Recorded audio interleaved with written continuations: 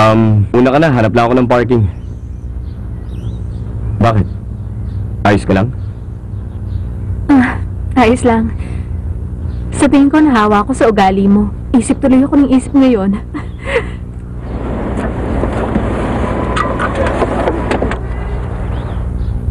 Pasensya na, sir. Pwede ba ako magtanong?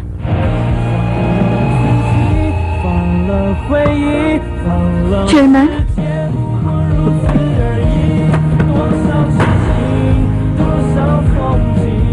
Karen, patawad. Patawad. Sinabi ni Pastor lahat. Ngayon ko lang nalaman ang ginawa mo noon. Sorry kung mahina ako. Hindi ko naisip agad na ikaw. Tama. Ako si Daniel. Hindi na kita pakakawalan. Lumayo ka man sa akin. O kaya saktan ako. Hindi kita bibitawan. Daniel! Teka! Teka, Chairman! Teka! Ayoko! Ano ba? Bitiwan mo ako! Ayoko! Ano ba? Ayoko nga! Pakawin mo ako sabi! Alis ka dyan, banyak! Ikaw! Ano ba gusto mo? Bakit mo niyayakap ang asawa ko? Manyakis ka ba? Asawa mo? Peke lang ang kasal niyong dalawa. Damay lang siya sa gulo niya ng model mong girlfriend. Wala kang karapatang tawagin siyang asawa! Ano? Teka! Sige! Tama na! Ano ba? Wag, JV. Siya yung sinabi kong best friend ko sa ampunan. Ha?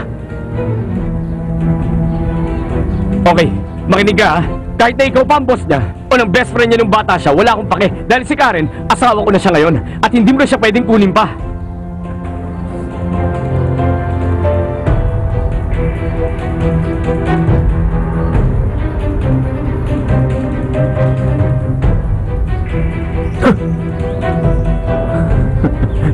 JV Song, alam mo ibang klase ka talaga.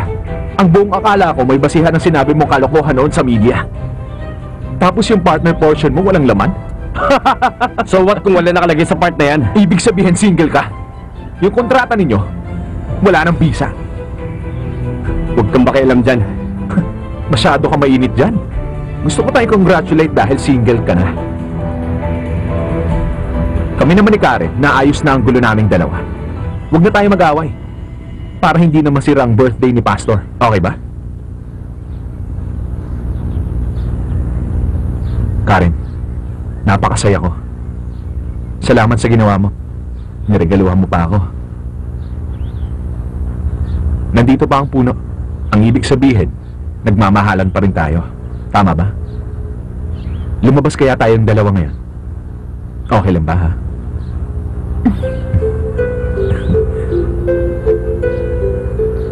Congrats pala. Malaya ka na ulit mga babae.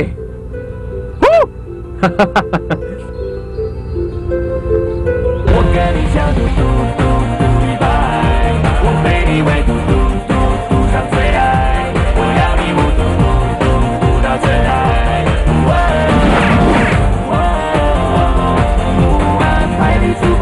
JP, po. Ito ang paraiso ni Karen nung bata pa siya. At ngayong nahanap na niya ang paraisong panghabang buhay, isang bagay na lang ang mahihiling ko. Hinihiling kong lagi mo siyang mamahalin. Pasayahin mo siya bawat araw. Malino ba? JV? Wala kayong dapat ipag-alala. Gagawin ko yan, kaya relax po. No problem. Pastor, ang totoo, wala pa kami sa stage ng pagsasettle. Wala pa. Ano ba? Oh, manood kayo, ha? Tandaan nyo, para gumanda ang surf nyo, dapat maganda rin ang paghagis. Ganito. Mataas lang, tapos kaluin paharap. Simple lang namang gawin, hindi ba? Oo nga po. Pumunta ka sa kabila. Ayoko nakadikit ka. Kung nagpaka-selfish ka lang dati, di sana nagbubuhay sa senyorita ka na. Sinayang mo ang tsansa. Hindi ka nag-iisip. Kung naging isang senyorita ako at lumaki abroad, paano tayo magkakakilalang dalawa? Baka hindi na ako ma-inlove kahit kailan. Kaya nga hindi ako nagsisisi sa naging desisyon ko dahil feeling ko ngayon, ako nung pinakamaswerteng babae.